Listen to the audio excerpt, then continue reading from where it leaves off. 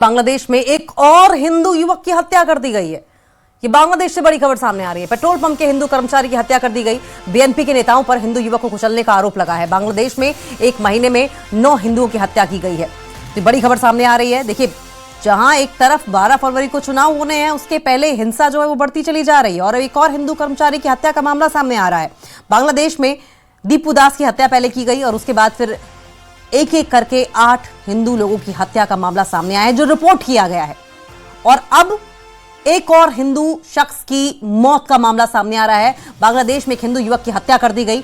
बांग्लादेश से खबर सामने आ रही है। पेट्रोल पंप पर यह शख्स काम करता था, हिंदू था और यह हिंदू कर्मचारी, इसे मार दिया गया, बेरहमी से मार डाला गया। बीएनपी के नेताओं पर हिंदू को कुचलने का आरोप लगा है। बांग्लादेश नेशनलिस्ट पार्टी पर इस शख्स को मारने का आरोप लगा है और अब तक कुल मिलाकर बांग्लादेश में एक महीने में 9 हिंदुओं की हत्या हो गई है। शैलेंद्र हमारे साथ जुड़ गए हैं। शैलेंद्र, ये आंकड़ा जो है वो बढ़ता चला जा रहा है। 12 फरवरी को चुनाव होने हैं। क्या हो रहा है बांग्लादेश में? आपको क्या समझ आ रहा है? क्या होने करने की कोशिश की जा रही है? देखिए, फिलहाल जो यूनुस सरकार है वो पूरी तरह से नाकामयाब रही है इस तरह के हमलों को, इस तरह के टारगेटेड अटैक्स को रोक पाने में।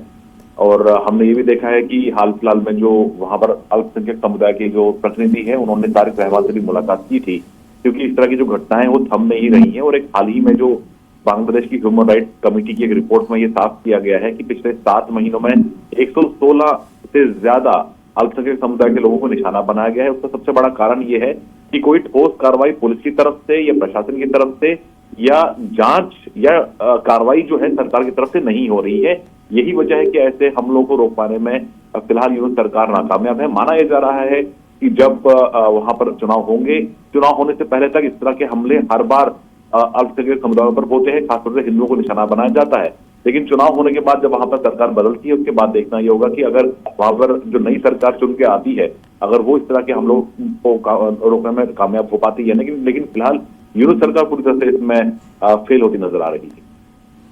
लेकिन क्या ये टारगेट किलिंग्स आपको नजर आ रही हैं, या फिर ये हिंसा में कहा जाता है कि गेहूं के साथ घुन भी पिस जाता है, कुछ उस तरह का मामला है, या जानबूझकर ऐसा किया जा रहा है? आपको क्या नजर आ रहा है?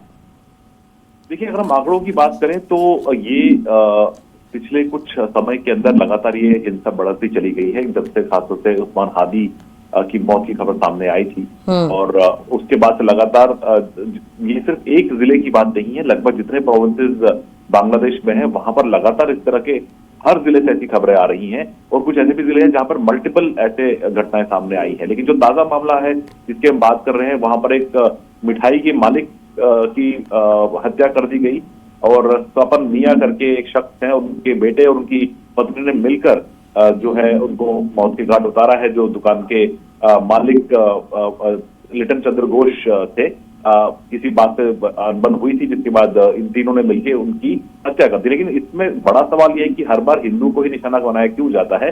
और ऐसे में जवाब यही है कि वहां पर ऐसे मामलों में ठोस कार्रवाई नहीं होती है और ऐसे मामलों को दबा दिया जाता है। इसीलिए इस तरह की जो घटनाएं वो थम नहीं रही हैं। शैलेंद्र, एक बहुत इंपॉर्टेंट बात यह है कि ये वहां पर पेट्रोल पंप पर कर्मचारी था, 5000 का किसी शख्स ने पेट्रोल भरवाया और पैसे नहीं दिए।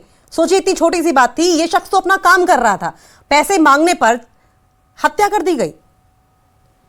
देखिए, दूसरा ये मामला है, इससे पहले जो जिसकी आप बात कर रहे हो दूसरा मामला है, जहां पर एक पेट्रोल पंप पर काम कर रहे एक युवक की हत्या कर दी गई और जबरदस्त उस पर गाड़ी चढ़ा दी गई। जब उसने जो वाहन चालक है उससे जो पैसे की बात उसने की, पैसे मांगे, तो ऐसे में हालांकि उनकी मौत हो चुकी है। लेकिन जो दूसरा मामला आज ही के दिन सामने आया है वो दूसरा है, जहां पर मिठाई की दुकान के मालिक की पीट कर हत्या कर दी गई और स्वपन मियां नाम के एक शख्स ने उनके बेटे और बीवी ने मिलके फावड़े से मारा है, पीट कर एक लिटन चंद्र घोष को।